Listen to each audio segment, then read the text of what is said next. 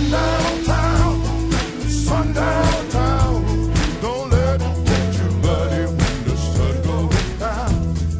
There won't be no one else around.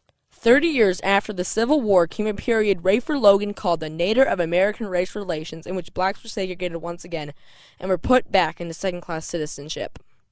Often towns kept blacks out. James Lowen describes it this way. The Sundown town is a town that for decades was, and some of them still are, all white on purpose. They get their name from the fact that some of them, including at least 2 towns in Ohio, had signs saying something like, quote, "Nigger, don't let the sun go down on you in Waverly," unquote, which was a town in Ohio that I believe had such a sign. Many towns didn't have signs, and furthermore, the term sundown town is not used east of Ohio. It's used from very much. It's used from Ohio to Oregon. It is used somewhat in Maryland and somewhat down in the south, but it's mostly a term used in the Midwest and in the far west and mountains and the plains. But there's many sundown towns in the east. They just don't use the term. They still were all white on purpose. We set out to discover whether Chippewa Township and Cuyahoga Falls, Ohio were sundown towns. In 1880 in Chippewa, during the Nadir of Race Relations, 122 black and biracial, then called mulatto men, suddenly appeared on the town census. By the 1900 census, the township was again 100% white. Where did these men come from, and why did they leave? To find out, we searched local history books, interviewed local historians, and searched dozens of newspapers from that time period. In Chippewa, in 1880, there was a coal mine strike where miners wanted more money from their employer, Erastus Loomis. So Loomis decided to bring black strikebreakers from Virginia to his Silver Creek mines in Chippewa and Wadsworth. They were brought in on freight cars. A local history book said the Chippewa mine was called the Nigger mine from then on. A local map of the 1950s shows it as the Niger mine. Loomis hired carpenters to make a stockade to keep the blacks safe. The white miners were upset and talked about driving the blacks out of the mine.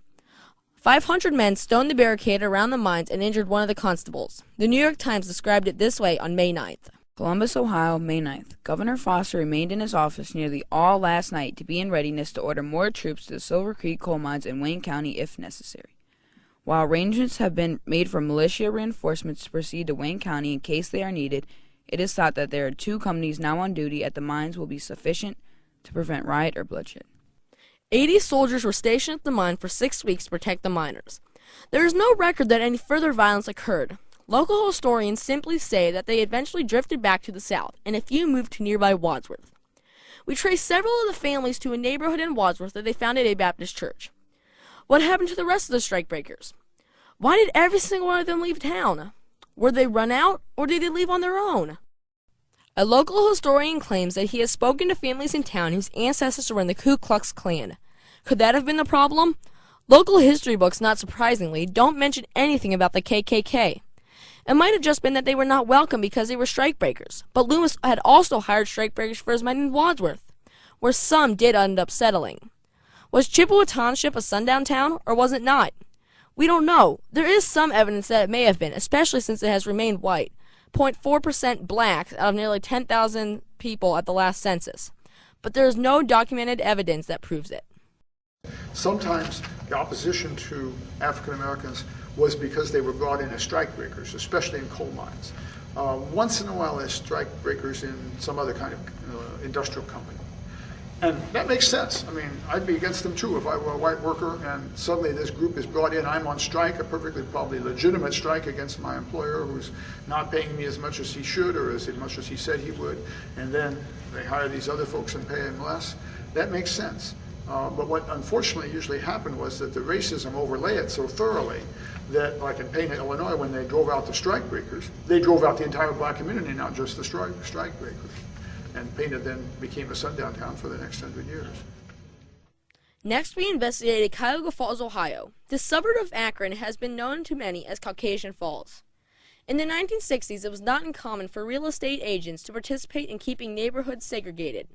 Martin Luther King spoke about this practice happening in Chicago during the Civil Rights Movement.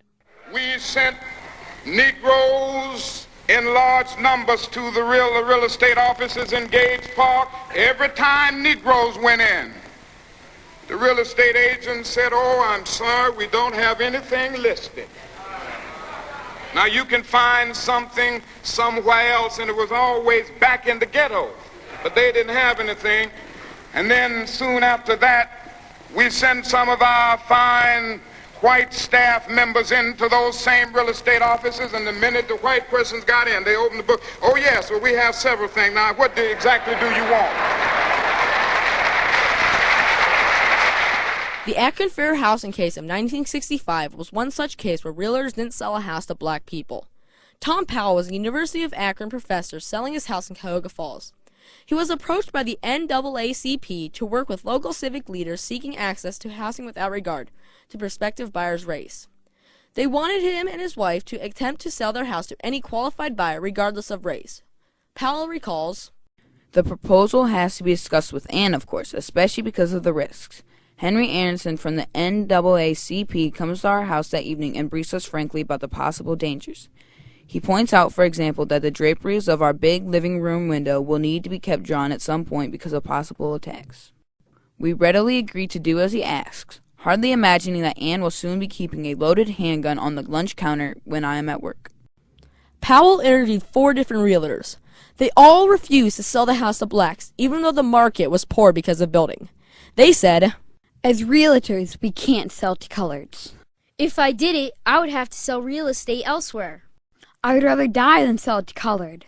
Another realtor said that the leading agencies would make selling to an African American expensive. Redlining was one way of keeping neighborhoods segregated. Eventually, the Powells would meet with W. Frank Peterson, president of the Akron Area Board of Realtors. Powell explained, He describes all the pressures to which he, as president of the area board, is subjected. About a week later, on March 4th, he reluctantly signed the contract. St. Germain Realty's ads appears on March 9th. That day, Adele Ferguson, the agent for the African American family, calls me to report that she is unable to reach Peterson. Mrs. Peterson tells her that the owners would prefer that the house be shown only to Euro-Americans. She finally leaves a message with Mrs. Peterson to tell her husband that she has a couple of good prospects and wishes to co-broker with him. She asks if she may show the house to an interested and qualified African American couple. On April 7, 1965, a complaint is filed in the United States District Court for the Northern District of Ohio, Eastern Division. Mercer Brancher versus the Akron Area Board of Realtors. It is a civil suit protesting conspiracy and a restraint of trade under the 1890 Sherman Antitrust Act, charging the realtors with denying buyers and sellers access to the whole market, inhibiting their own free trade. According to Powell, about 15 months later, the Court of Appeals for the Sixth Circuit rules in Cincinnati in favor of the suit. From then on, the Akron Area Board of Realtors is not allowed to practice racial discriminations, nor are its members. Nothing is changed except to call some attention to the reciprocal reinforcements between America's prevailing economic ideology and racist practices. Ohio passed a fair housing law in 1965. The Fair Housing Law in the United States was passed in 1968 to prevent discrimination against certain people in sales, renting, financing of dwellings, and other house transactions. But they did not completely resolve the problem. Many areas are still very anti-minority. However, there have been improvements. Cuyahoga Falls now has nearly 1,000 African Americans. Still, that's less than 2% of the population. Dr. Lowen thinks that more can be done. I think every Sundown town needs to do 3 things. Admit it, apologize for it, and say we don't do it anymore, and put some teeth into that last one. When researching Cuyahoga Falls, we verified that it was once a sundown town. Sundown towns were a conflict in America's history because of the way they segregated blacks and destabilized racial relations. The compromise has been slow, and many neighborhoods are still segregated today. My eyes have seen the beauty of a land bright and fair. My soul looked out and wondered, can we make the journey there? But I've lost my sight, and I have to be led. Well, I mean to work for justice till I'm dead, y'all. Sundown town, sundown